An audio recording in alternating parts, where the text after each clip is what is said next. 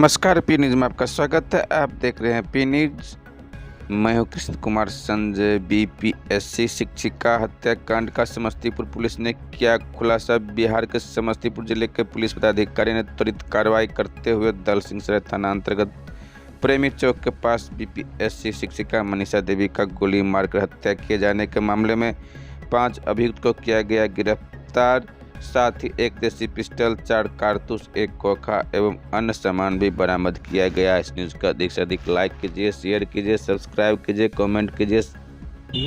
उनकी कुछ अज्ञात अपराधियों के द्वारा हत्या कर दी गई है। सूचना के सत्यापन किया जाता है तो इनके जो ससुर जी जिनका नाम नरेश है, उनके द्वारा बताया जाता है कि कुछ ऐसे लोग हैं जिनका ज़मीनी विवाद उनके साथ चल रहा था। उनके द्वारा वो लोग आते हैं और हथियार के बल पर उनकी हत्या करना चाहते हैं। उसी क्रम में वो ऊपर चले जाते हैं और उनकी हत्या ना होकर के उनकी बहू की हत्या हो जाती है। हालांकि हमने उस समय भी बोला था कि कुछ ऐसे मामले हैं जिस पे अन्य बिंदुओं पे भी जांच करने की आवश्यकता है। इसी क्रम में जब हम लोग जांच करते हैं, जांच के क्रम में हमें पता चलता है कि कुछ अन्य भी हैं जिसे हमें देखना है।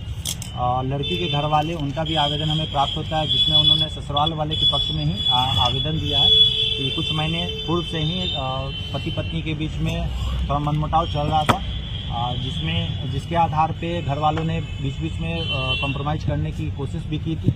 हालांकि मामला कुछ ठीक नहीं चला और ना ही बन रहा था।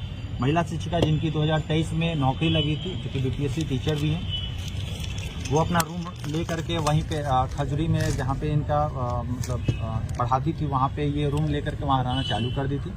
जिस आधार पे पति को और उनके सास ससुर को शक होना चालू हुआ कि हो सकता है ये महिला जो है किसी अन्य लोगों से बात या किसी अन्य तरह के संबंध वगैरह की बात इन्होंने की। और शक के आधार पे इनके जो पति हैं, जिनका नाम अनीश कुमार है, उन्होंने इस शक के आधार पे एक हथियार परचेज किया है इन्होंने, जिसका एक प्रूफ भी है, जो कि इन्होंने क्रेडिट कार्ड से पेमेंट किया है।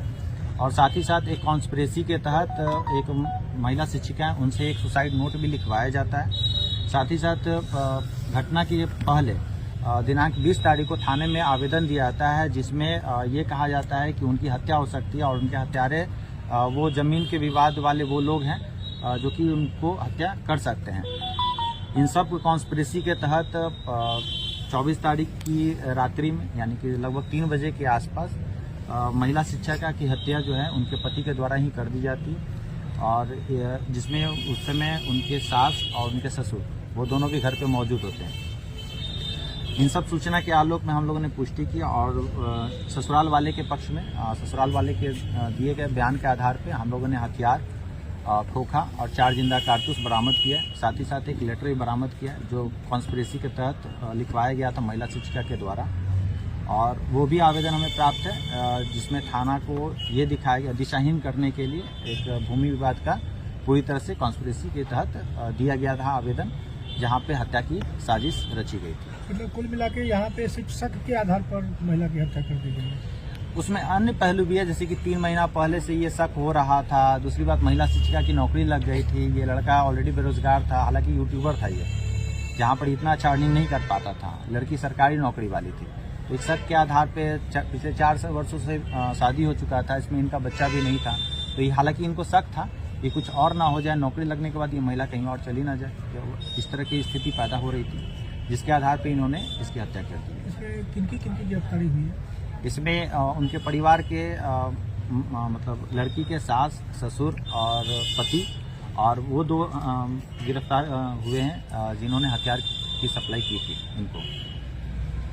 किसी से जो है इनका प्रेम प्रसंग था, कुछ मामला निकल कर आया है? जी देखिए, वो बात तो अभी स्पष्ट नहीं हो पाया है, क्योंकि उनका जो सुसाइड लेटर प्राप्त हुआ है वो लिखवाया गया है, कुछ दिन का पुराना है। इनके द्वारा भी खुद कहा गया, हालांकि हत्या के कुछ समय पहले लोग लिखते हैं सुसाइड नोट, लेकिन वो सुसाइड नोट पुराना है।